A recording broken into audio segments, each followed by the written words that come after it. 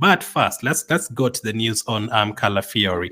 According to Di Marzio, they've all reported on it. Di Marzio, Fabrizio, and all those guys. Arsenal on the trail of Riccardo Calafiori. Among clubs outside of Italy, Arsenal is the most concrete interest. That is according to Di Marzio. Di Marzio, the best in terms of Italian news, I'd say, with Fabrizio.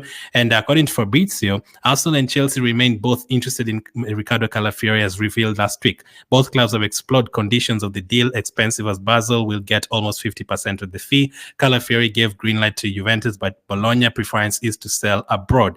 And finally, this from .cm.com.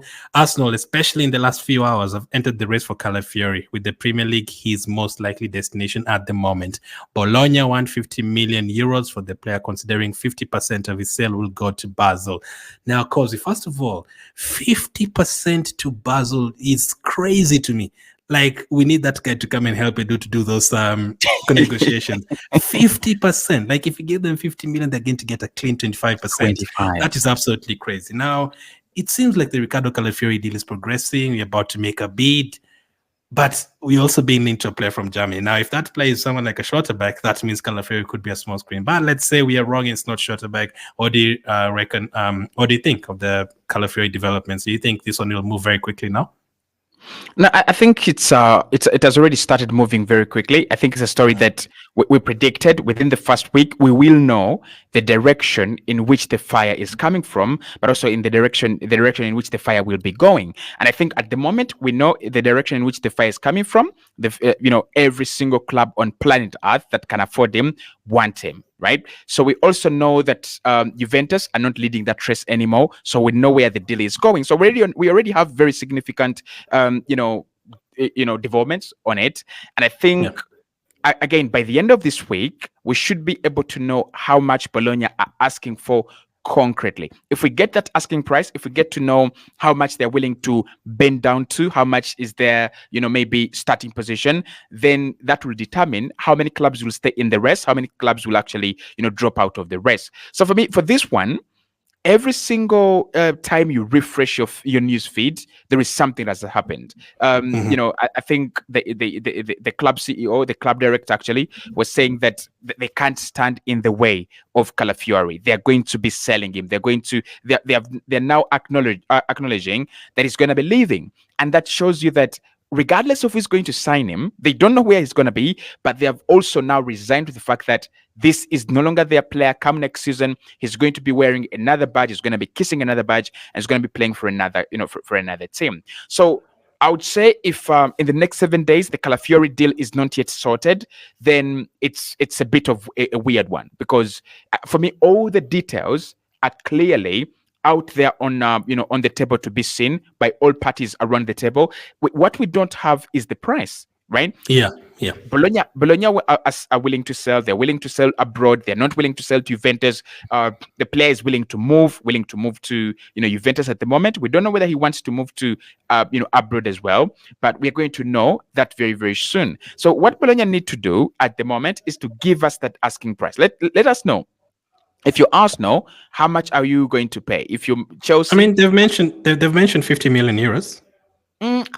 I think this is more of a speculation in the media at the moment, because if look, for a player who has had such a summer, for a player who has had such a Euros, and a player who doesn't have a release clause, there's no way they're going to ask for 50 million euros, and that's what they want. So probably they will start with around 70 million euros, and they'll end up around 45 to 50 million euros, around there. So this is more of a speculation. This is actually, when you look at his market value right now on the transfer market website, it's between 35 to 50 million euros. So this is more of a market value price rather than what Bologna are going to be asking for. So when they say we have to be realistic, he's going to be leaving, he's not going to be our player next season, the next step is to set the price, and we should be able to get to know that price very soon.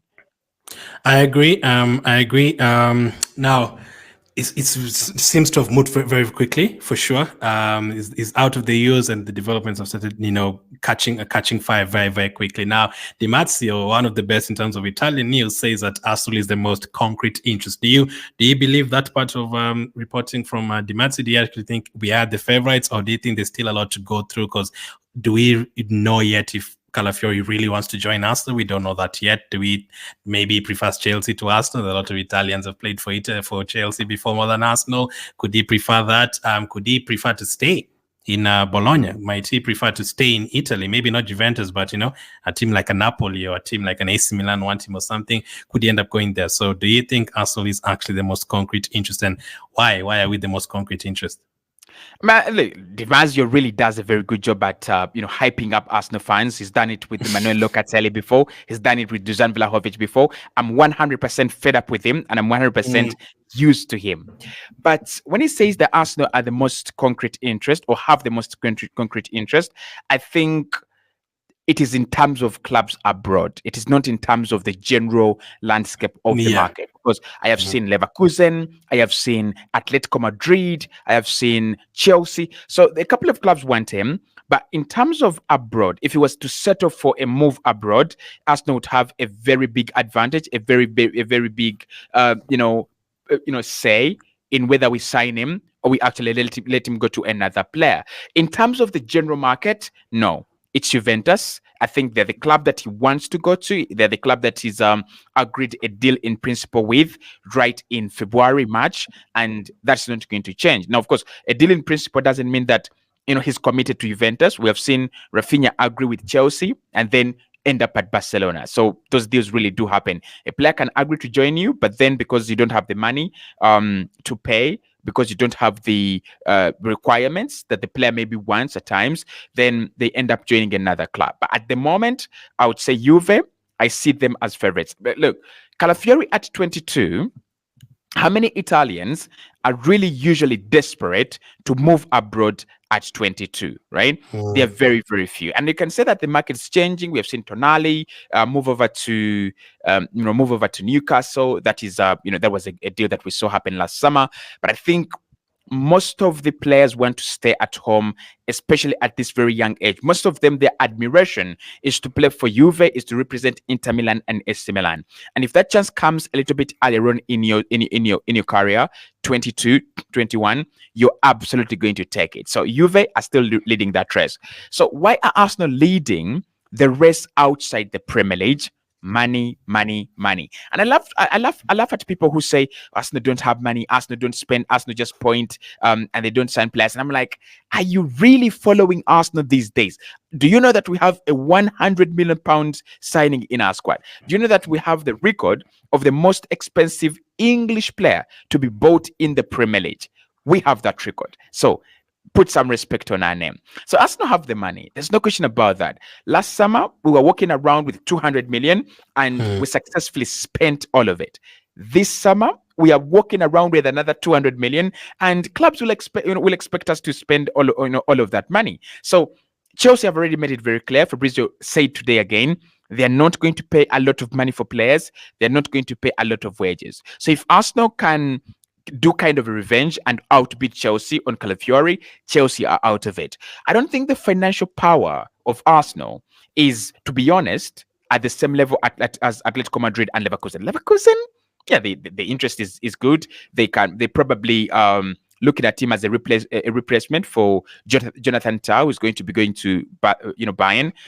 They don't have the money that Arsenal have at the moment. Leverkusen would be willing to splash 35 million. Arsenal, would be willing to splash 45 million on Riccardo Calafiori. So when you factor into the project, where would he develop better? Which club has done more groundwork on this deal as compared to the other clubs abroad? That's why I think Arsenal is the concrete option and the better option for Calafiori, as reported by DiMaggio at the moment. But DiMaggio is so good at gaslighting fan bases.